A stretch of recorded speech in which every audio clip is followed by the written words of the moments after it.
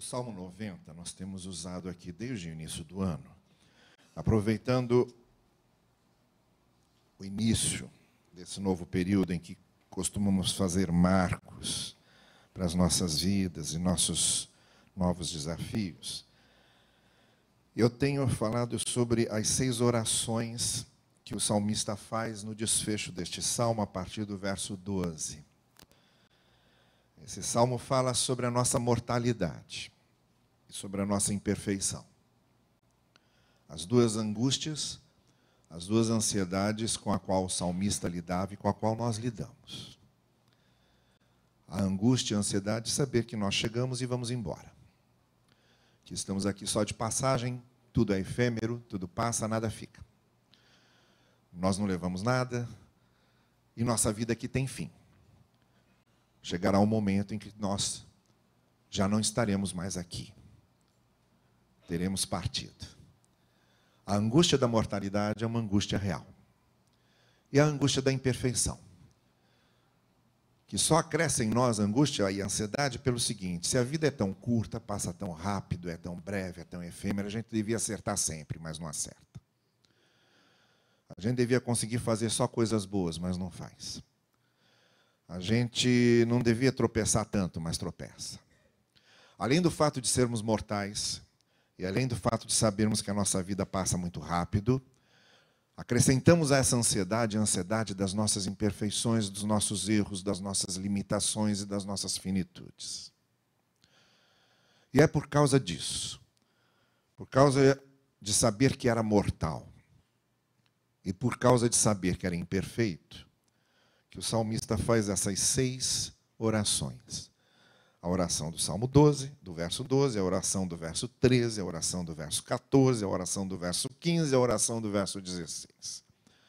Já falamos sobre todas elas. Aqueles que estiveram aqui já ouviram, os que não estiveram têm acesso pela internet às nossas reflexões passadas. Cada uma dessas súplicas, cada uma dessas orações é uma tentativa de resposta a essa certeza da mortalidade e da imperfeição. É a busca de um sentido para elas.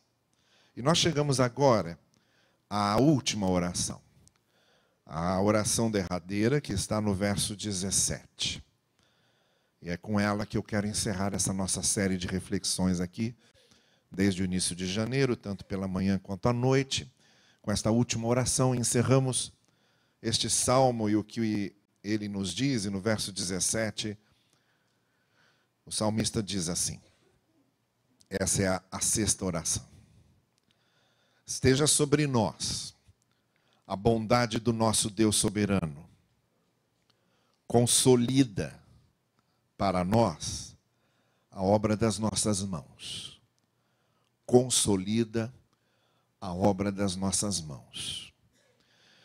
Fica muito claro que esse pedido, essa súplica, essa necessidade do salmista de ter a certeza de que, primeiro, se nós somos mortais e vamos passar, a gente devia deixar alguma coisa que fique. É uma maneira de compensarmos a nossa efemeridade. Eu vou embora, daqui mais um tempo já não estarei mais nesse mundo. O que foi minha vida e o que foi a minha passagem por aqui terá chegado ao final. Então, por causa da consciência da mortalidade, eu peço a Deus que aquilo que eu faça permaneça. Aquilo que eu vier a fazer, que deixe alguma coisa de concreto, de permanente. Muito especialmente na vida daqueles que conviveram comigo. A 2ª oração é uma oração de superação. Consolida a obra das nossas mãos, no sentido de que aquilo que eu deixe de bom seja maior e mais permanente do que o que eu faço de ruim. Que os meus acertos sejam mais concretos do que os meus erros. E que a memória de mim, a lembrança a meu respeito, circunscreva-se mais em torno das coisas que eu fiz de bom do que das coisas que eu fiz de ruim. Essa é a oração do salmista. Diante da mortalidade, que alguma coisa minha fique. Se eu não vou ficar, que fique algo que faça com que se lembrem de mim, algo que eu deixe para permanecer. E se eu sou imperfeito, que o que eu deixe seja uma memória do que eu fiz de bom e não do que eu fiz de errado.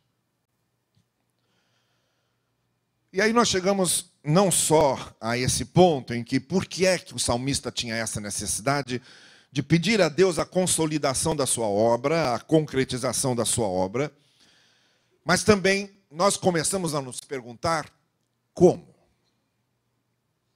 Como é que isso pode acontecer? Como é que eu posso fazer uma coisa que fique? Como é que eu posso fazer uma coisa que permaneça? Como é que eu posso fazer uma coisa que deixe uma memória de mim, de forma que sirva de influência, de marca benéfica, positiva na vida das pessoas? Nós sabemos de histórias diversas de pessoas que já não estão conosco, mas que conseguiram isso. Conseguiram deixar uma lembrança agradável, de grande influência, de influência benéfica e positiva. E todas as vezes que nos lembramos dessas pessoas, algo de bom acontece conosco. Algo nos desperta. Algo nos incentiva. Algo nos motiva. É um exemplo, é uma virtude, é uma postura, é uma ética, é uma ação ou uma reação, é um equilíbrio, é uma coerência, alguma coisa ali naquela pessoa que já não está aqui, consegue ainda mexer comigo, consegue ainda me animar, me motivar, me mostrar que é possível, que eu também posso deixar marcas boas. Esse tipo de influência, esse tipo de obra consolidada que o salmista está pedindo. Mas a pergunta toda que fazemos é: como é que isso pode acontecer? Como é que eu posso conseguir realizar algo assim? Para que quando eu me vá, e apesar do fato de ser imperfeito, eu saber que alguma coisa da minha obra permaneceu. E algo que eu fiz continua influenciando, continua marcando as pessoas. Aqui algumas coisas que eu posso enfileirar, mencionando apenas como é que isso pode acontecer, mas que são importantes para a gente pensar nisso. A primeira coisa que eu acho que ajuda bastante nós a deixarmos a nossa obra consolidada, a criarmos uma influência que continue ecoando nas vidas das pessoas, mesmo depois que nós partimos, ou depois que nós já tivermos nos transformado em pó. Uma primeira maneira de conseguirmos isso é nos colocarmos nas mãos de Deus para sermos seus instrumentos. Isto é tanto uma consolação para o fato de sermos mortais. Eu sou mortal, mas Deus não. Eu vou passar, mas Deus não passa. Como também para o fato de eu ser imperfeito. Eu sou imperfeito, eu tropeço, eu erro, eu caio, eu me machuco, eu me firo, e firo outros e machuco outros. Mas Deus não. Deus é perfeito. Então, talvez o melhor momento, a melhor maneira de eu começar a agir de forma que, apesar da minha mortalidade, da minha imperfeição, a obra se consolide, o que eu faço permaneça, é eu que sou mortal me colocar nas mãos daquele que é imortal. E eu, que sou imperfeito, me colocar nas mãos daquele que é perfeito. Então talvez isso já seja um bom começo. Eu sei que vou passar, mas eu sei que se eu for instrumento de Deus, as coisas que eu fizer que sejam instrumentalidade para que Deus me use, a possibilidade de que isso permaneça é muito maior do que coisas que simplesmente venham da minha visão, da minha opinião ou da minha compreensão. Ou a minha visão imperfeita, a minha compreensão imperfeita, o meu entendimento imperfeito, quando, entretanto, colocados nas mãos de Deus, essa minha imperfeição é compensada pelo fato de que Deus, quando faz as coisas, Ele faz de maneira que elas permaneçam. Porque Ele é o perfeito. Então, uma primeira boa maneira de nós nos arrumarmos, já que vamos embora, e já que somos imperfeitos, de deixarmos aqui coisas que permaneçam, é buscarmos ser instrumentos nas mãos de Deus, porque quando Deus faz da maneira que permanece. E Deus faz da maneira perfeita. Como o apóstolo Paulo diz, na segunda carta aos Coríntios, nós somos os vasos de barro, mas que carregamos dentro de nós o ouro do Evangelho. Essa é a primeira coisa. A segunda coisa que me ajuda a que a minha obra se consolide é eu me convencer de que sou uma parte do todo. De que a minha atuação, ela não é exatamente operação, ela é cooperação. De que a minha atuação não é a resposta, ela é uma resposta junto com outras respostas. De que a minha participação, ela não é definitiva, mas ela é uma ajuda para que no conjunto das outras participações haja definição permanente. Então, uma coisa que ajuda com que a minha obra se consolide é quando eu consigo me ver como parte do todo. Não como a única resposta de Deus, mas como a resposta de Deus junto com outras respostas, que quando trabalham juntos, que quando cooperam juntos, que quando atuam juntos, é muito mais fácil nós deixarmos uma obra que permaneça do que quando estamos isolados.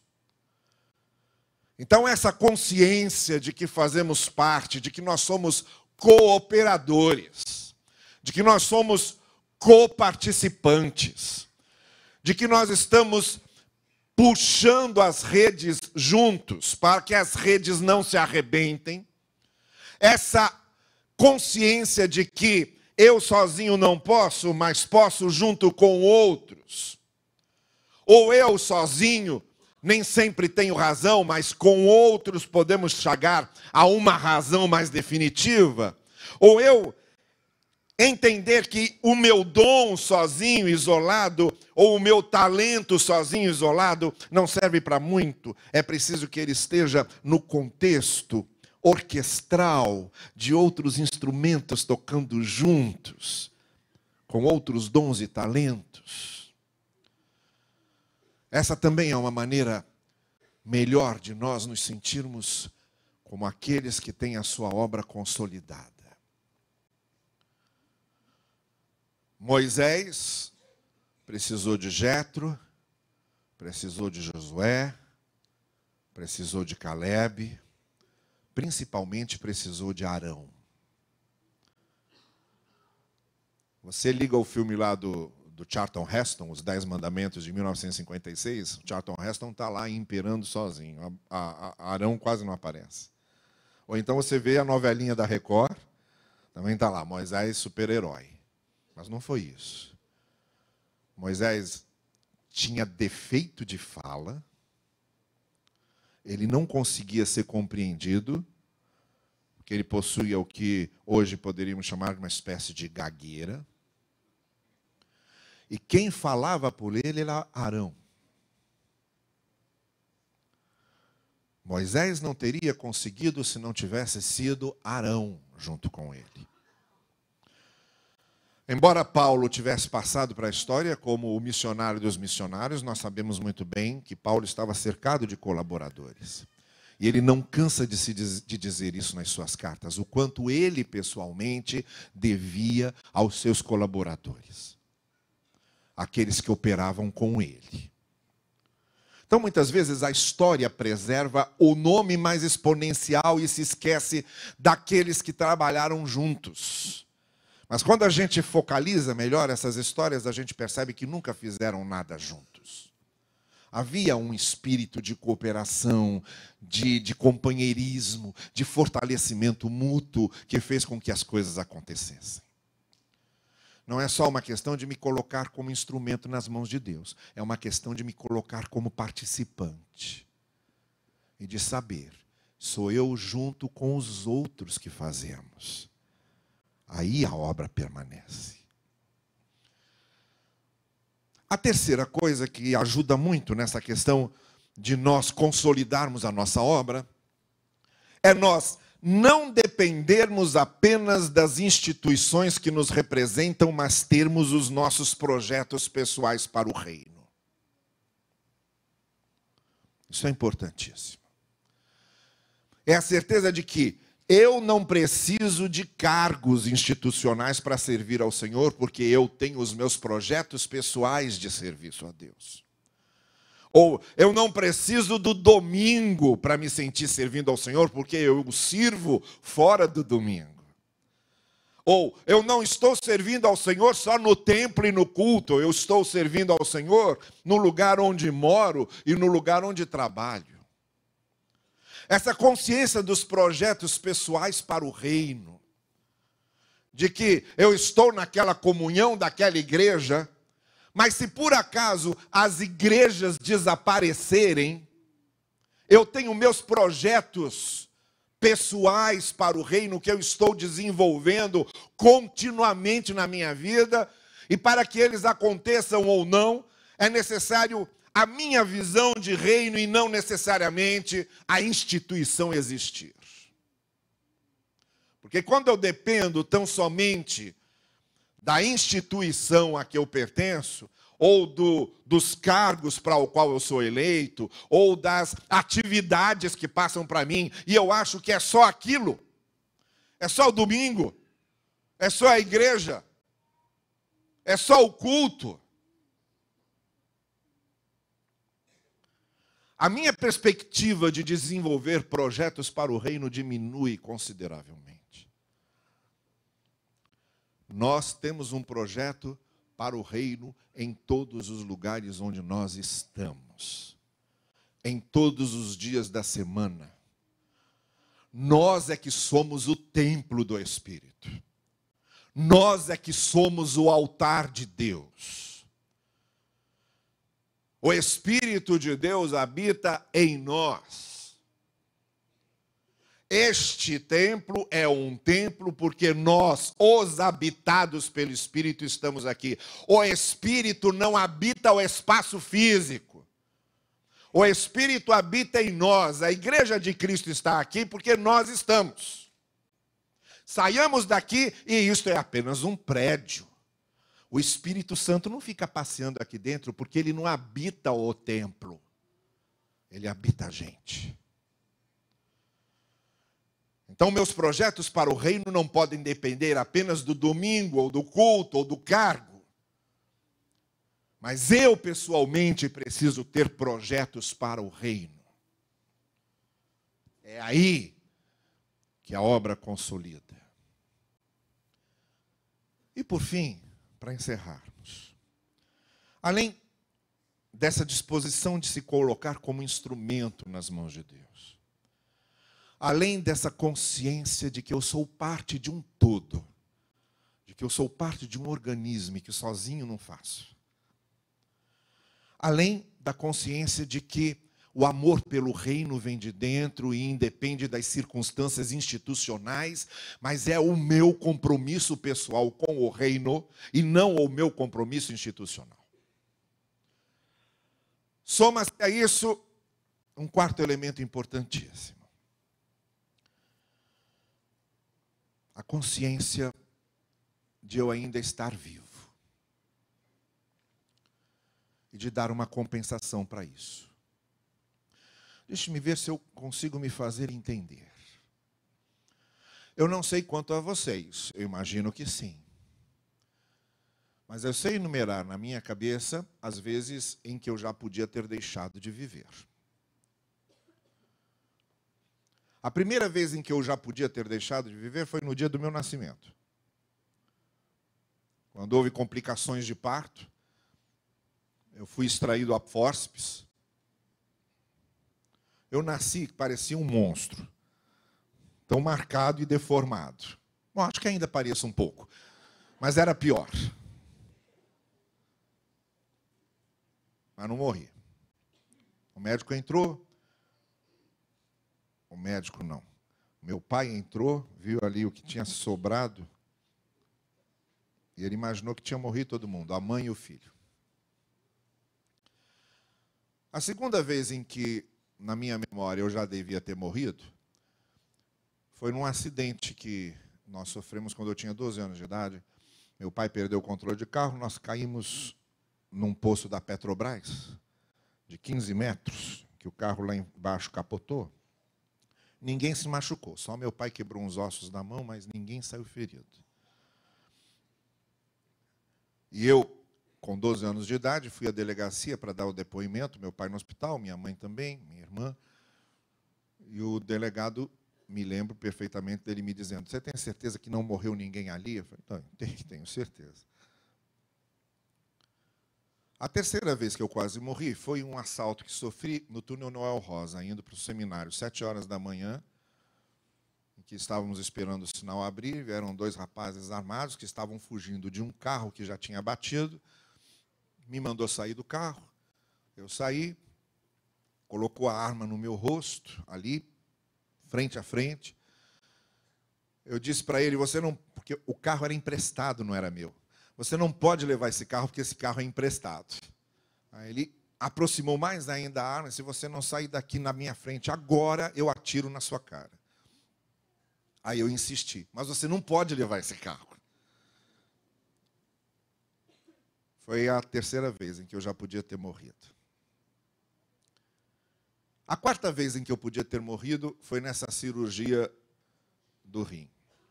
Uma cirurgia que devia durar 1h30, durou 4 horas, porque o rim estava inflamado e grudado na veia cava. E o médico operando por vídeo, ele passou 3h30, apenas pouquinho a pouquinho, com muita habilidade e muito cuidado, descolando o rim da veia cava que, se abrisse, não teria mais tempo de ir pelo outro modo da cirurgia, abrir, aí não teria tempo de socorrer. A hemorragia seria fatal. Foi também a ocasião em que quase morri. A outra ocasião em que quase morri foi quando minha filha disse que ia morar no Canadá. Mas aí não entra na questão. Mas eu fico pensando o seguinte, é com isso que eu quero encerrar. Vocês também devem ter histórias assim. Às vezes em que eu podia ter morrido, mas não morri e continuo vivo. Eu vou dizer uma coisa a vocês. Justamente porque eu não morri e continuo vivo, eu preciso fazer alguma coisa para compensar o fato de eu continuar vivo. Alguma coisa que mostre que valeu a pena eu continuar vivendo. Eu tenho que fazer algo que deixe muito claro que valeu a pena eu continuar vivendo. E que se eu tivesse desaparecido ali, não faria falta nenhuma. O que eu quero terminar dizendo a vocês é que essa oração consolida a obra das minhas mãos. Ela parte desses 4 pressupostos. O pressuposto de que me coloco como instrumento nas mãos de Deus, o pressuposto de que eu me conscientizo de que sou parte de um organismo e de que eu tenho que cooperar. O pressuposto de que eu preciso ter um compromisso interior com o reino, um projeto pessoal com o reino. E a consciência de que, se eu continuo vivo, eu tenho que mostrar que valeu a pena eu continuar vivo. São essas coisas, entre outras, mas principalmente essas coisas, que nos ajudam a tornar a nossa obra sólida, permanente. A tomarmos cuidado com o que fazemos e a fazermos de maneira de que nas mãos de Deus, e porque fazemos parte, e porque há um compromisso com o reino, não com a instituição apenas, e porque eu continuo vivendo, eu peço ao Senhor que nos use e através de nós consolide a obra das nossas mãos. Que o Senhor assim nos abençoa. Amém.